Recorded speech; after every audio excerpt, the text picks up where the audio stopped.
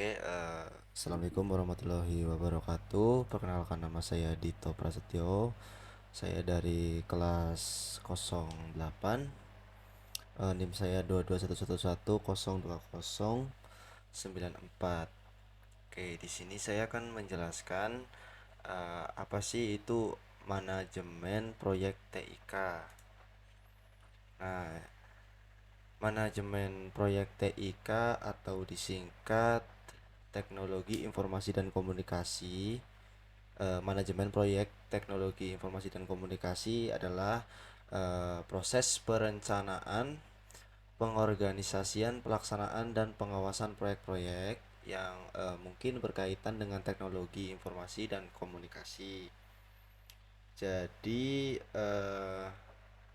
manajemen proyek TIK ini itu memiliki komponen utama dalam manajemen proyek TIK ini, yaitu perencanaan. Jadi perencanaannya itu mengidentifikasi tujuan, mencakup mencakup cangkupan, anggaran, sumber daya, dan timeline proyek. Lalu pengorganisasian, ini tuh untuk menentukan siapa yang bertanggung jawab atas setiap bagian proyek dan bagaimana sumber daya akan digunakan. Itu bagian pengorganisasian.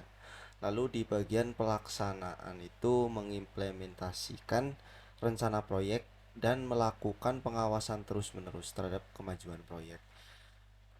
Jadi ini nanti akan melakukan pengawasan gitu loh, agar agar proyek tersebut itu bisa berjalan dengan baik. Lalu pengendalian. Pengendalian itu melakukan pengukuran atau pelaporan kemajuan.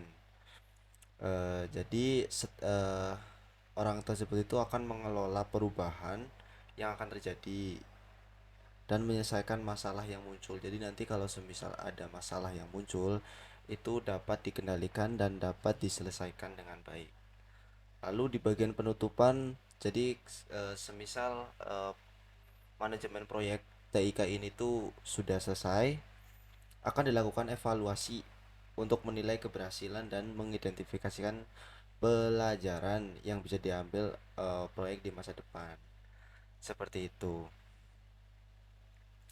Mungkin itu penjelasan dari saya manajemen proyek TIK-nya. Terima kasih. Assalamualaikum warahmatullahi wabarakatuh. Perkenalkan, nama saya Erjan Novel Hakim dengan NIM akhir 198.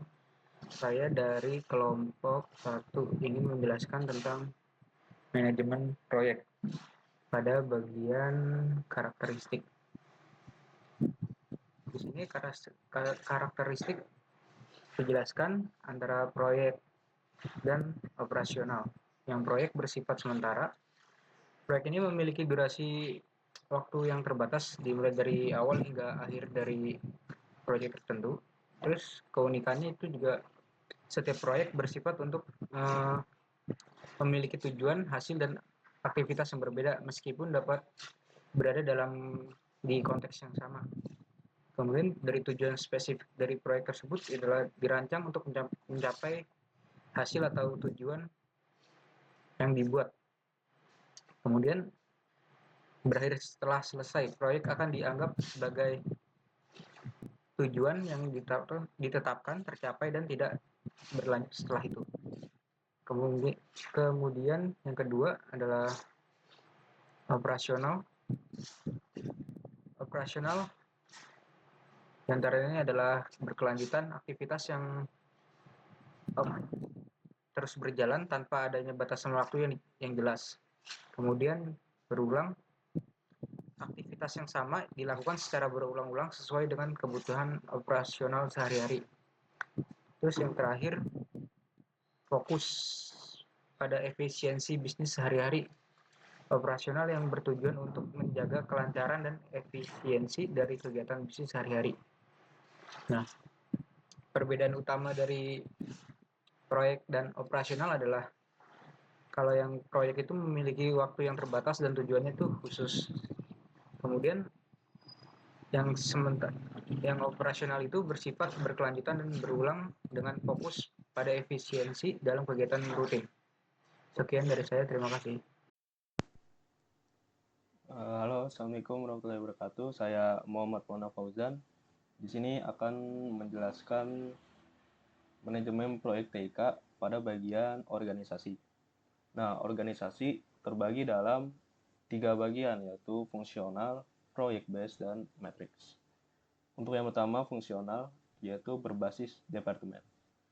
Untuk karakteristiknya, tim proyek yang diambil dari berbagai departemen, misalnya pengembangan, pengujian, dan desain.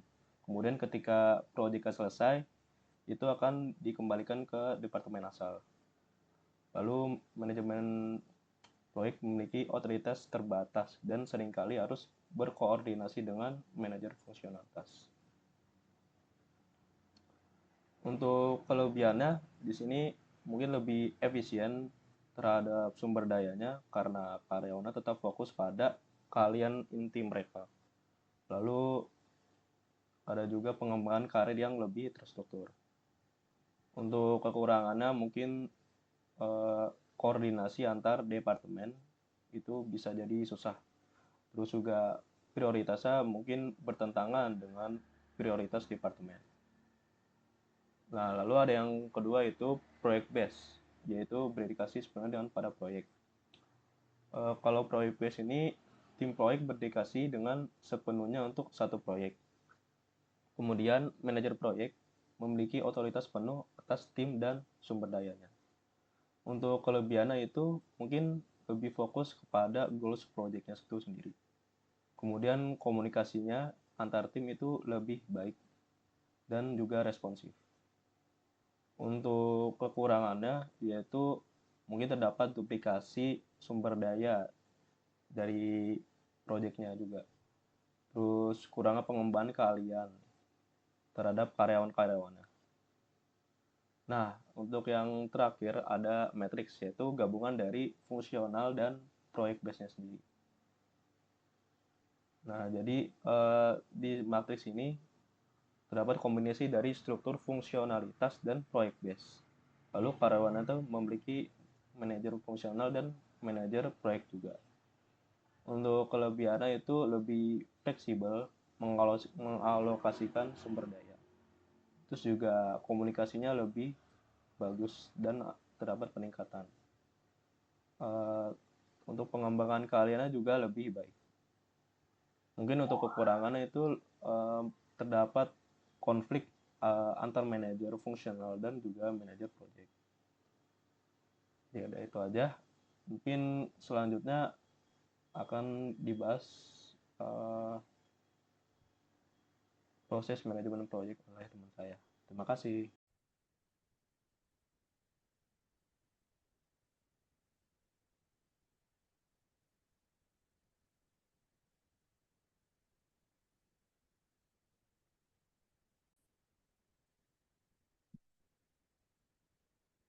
Baik, saya akan melanjutkan ke slide berikutnya yaitu tentang proses manajemen proyek. Di sini proses yang pertama adalah inisiasi, yang dimana inisiasi ini adalah tahap awal di mana kita mengidentifikasi kebutuhan proyek, menentukan tujuan, dan mendapatkan persetujuan untuk memulai proyek. Lalu yang kedua adalah tahap perencanaan, di mana pada tahap ini kita merinci langkah-langkah yang diperlukan untuk mencapai tujuan proyek. Ini mencakup penjadwalan, penganggaran, dan alokasi sumber daya. Lalu yang ketiga adalah mengeksekusi. Ini adalah tahap di mana rencana kita akan diimplementasikan ke tim proyek dan tim proyek akan melaksanakan tugas-tugas yang telah direncanakan untuk menghasilkan proyek. Lalu yang keempat adalah monitoring. Dan selama proyek berjalan, kita terus memantau kemajuan membandingkannya dengan rencana awal dan melakukan penyesuaian jika diperlukan. Ini memastikan proyek tetap pada jalurnya. Lalu yang kelima adalah penutupan. Di mana ini adalah tahapan terakhir dalam proses manajemen proyek ya. Tahap terakhir ini melibatkan penyelesaian semua aktivitas proyek dan menyerahkan hasil akhir dan akan dievaluasi keseluruhan proyeknya. Penting untuk dicatat bahwa meskipun tahapan ini terlihat linear, dalam praktiknya seringkali ada tumpang tindih dan iterasi pada setiap tahapannya, terutama antara eksekusi dan monitoring. Pada proses manajemen proyek ini sangat penting dalam memastikan bahwa proyek ini dapat berjalan efisien, tepat waktu, dan sesuai dengan tujuan yang telah ditetapkan. Baik, Assalamualaikum warahmatullahi wabarakatuh. Di sini saya akan menjelaskan sertifikasi manajemen proyek TIC. Yang pertama ada Project Management Profesional atau PMP. Kemudian ada yang kedua Sertifikat Asosiasi in Project Management atau CAPM. Kemudian yang ketiga ada Agile Certificate Practitioner atau ACP. Oke, langsung saja kita ke yang pertama, Project Management Profesional PMP. Di sini untuk lembaganya sendiri itu ada Project Management Institute atau PMI. Fokusnya itu pada standar global dalam manajemen proyek, mencakup seluruh siklus proyek dari inisiasi hingga penutupan. Kemudian untuk prasyaratnya itu gelar sarjana dengan minimal 3 tahun pengalaman memimpin proyek, atau bisa juga gelar SMA dengan minimal 5 tahun pengalaman memimpin proyek. Kemudian ada 35 jam pelatihan manajemen proyek. Sedangkan untuk ujiannya itu ada 200 pertanyaan pilihan ganda durasi 4 jam. Manfaatnya itu sendiri pengakuan global, meningkatkan kredibilitas, peluang karir yang lebih baik, dan potensi penghasilan yang lebih tinggi. Kemudian yang kedua ada sertifikat asosiasi in project management CAPM. Untuk lembaganya sendiri sama, ada Project Management Institute PMI. Fokusnya itu sertifikasi tingkat dasar, cocok untuk yang baru mulai karir di manajemen project TIC. Kemudian untuk prasyaratnya itu gelar SMA atau sederajat. Untuk pelatihannya itu ada 23 jam pelatihan manajemen proyek. Untuk ujiannya ada di 150 pertanyaan pilihan ganda, durasinya itu ada 3 jam.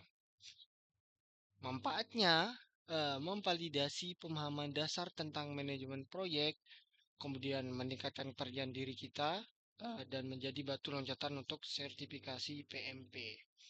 Kemudian ada yang ketiga, yang bagian terakhir, Agile Certificate Practitioner atau ACP. Lembaganya juga sama, Project Management Institute PMI atau disingkat PMI.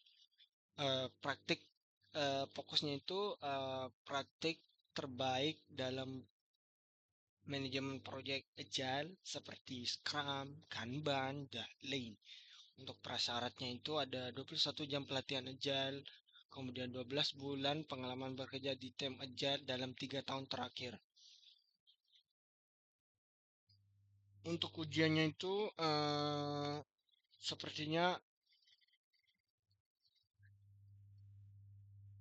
ada di 120 pertanyaan pilihan ganda, durasinya itu 3 jam.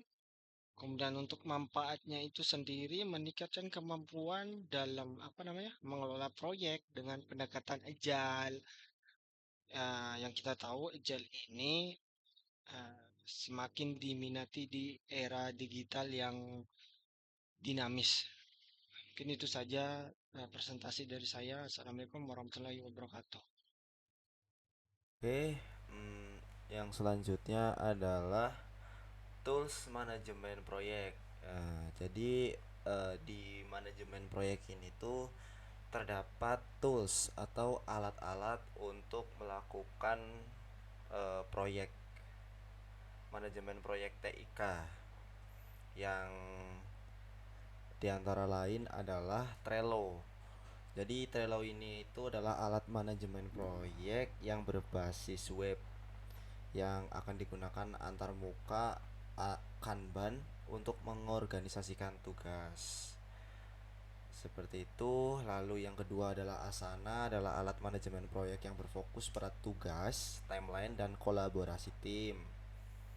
Lalu pada bagian Microsoft Team, yang ketiga ya, Microsoft Team itu adalah alat kolaborasi dan komunikasi yang menawarkan fitur untuk mengelola proyek dan lingkungan tim. Lalu yang terakhir adalah Monday.com. Monday.com itu adalah platform manajemen yang kerjanya itu dirancang untuk membantu tim melacak tugas, melacak proyek dan kolaborasi. Seperti itu. Terima kasih.